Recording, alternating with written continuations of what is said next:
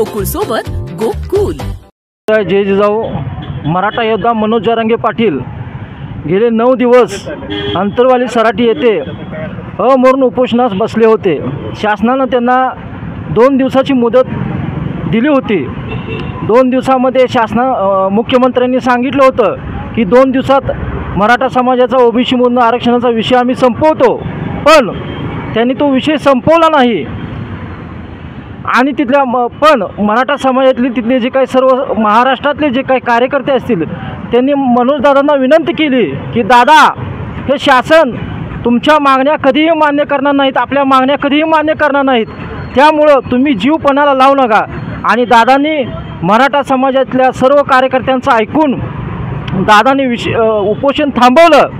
म्हणजे शासनानं मराठा समाजाची फसवणूक केलेली आहे आणि शासनानं मराठा समाजाला तोंडावर पाडलेला आहे आणि याचा वचपा मराठा समाज काढल्याशिवाय राहणार नाही। म्हणून दादा आता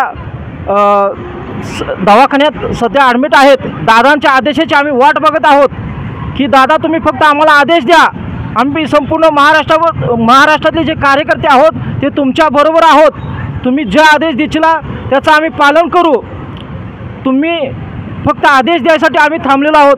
त्याचबरोबर कोल्हापूर जिल्ह्यामधील ज्या कुणबी नोंदी आहेत त्या कुणबी नोंदी पुन्हा तपासण्यात याव्यात, कारण मुख्यमंत्र्यांनी जो आदेश दिला होता त्याच्यामध्ये त्यानुसार पुन्हा या नोंदी तपासल्या तर 100% आणखीन नोंदी सापडतील, ही आमची प्रामुख्याने मागणी आहे। त्याचबरोबर अण्णासाहेब पाटील आर्थिक विकास महामंडळ जे आहे त्या महामंडळाच्या माध्यमातून देणारे जे कर्ज प्रकरण आहे त्याच्यामध्ये ज्या शासकीय बँका आहेत त्या तारण घेतल्याशिवाय कर्ज देत नाहीत, हे बरोबर नाही। कारण अण्णासाहेब पाटील आर्थिक विकास महामंडळाचा जो नियमच असा आहे की बिगर तारण कर्ज दिलं गेलं पाहिजे आणि तो नियम पाळला जात नाही। म्हणून जे नियोजित जे तरुण आहेत, उद्योजक आहेत, त्यांना फटका बसत आहे।